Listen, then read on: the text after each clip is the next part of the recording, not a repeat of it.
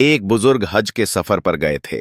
जब वो एक जगह से गुजर रहे थे, उनके हाथ में एक थैला था। उसमें कुछ पैसे थे। अचानक एक चोर उनके हाथ से थैला छीनकर भाग गया। जब चोर काफी दूर निकल गया, तब अचानक उसकी आंखों की रोशनी खत्म हो गई। आंखों की रोशनी जाते देख उस चोर ने रोना शुरू कर दिया।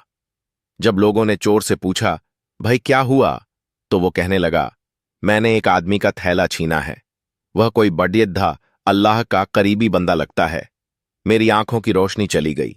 खुदा के लिए मुझे उसके पास पहुंचा दो, ताकि मैं उससे माफी मांग सकूं। जब लोगों ने पूछा कि यह किस्सा कहां पेश आया, तो कहने लगा, फलां नाई की दुकान के करीब पेश आया।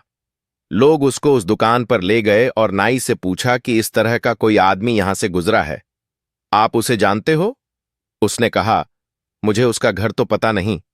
हां, मगर नमाज के लिए वह आते जाते रहते हैं। अगली नमाज के लिए फिर आएंगे।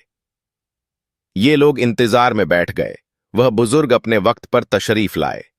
लोग उस चोर को उनके पास ले गए तो उस चोर ने जाकर उनके हाथ पांव पकड़ लिए कि मुझसे गलती हो गई, गुनाह हो गया, नादिम हूं, शर्मिंदा हूं, मेरी आंखों की रोशनी छिन गई। आप अपने पैसे वापस ले लीजिए और मुझे माफ कर दीजिए, ताकि अल्लाह ताला मेरी आंखें ठीक कर दे। वह बुजुर्ग कहने लगे कि मैंने तो तुझे पहले ही माफ कर दिया है। यह सुनकर चोर बड़ा हैरान हुआ। कहने लगा, हजरत, मैं तो आपका थैला छीनकर भागा और आप कहते हैं कि माफी मांगने से पहले ही माफ फरमा दिया।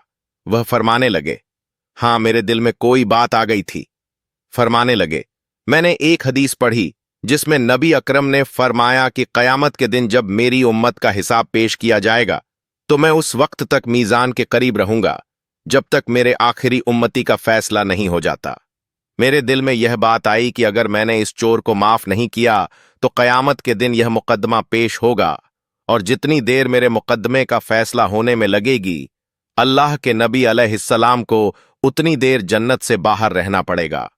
इसलिए मैंने माफ कर दिया कि न तो मुकदमा पेश होगा, न ही मेरे महबूब को जन्नत में जाने में देर लगेगी। वह जल्द जन्नत में तशरीफ ले जाएंगे।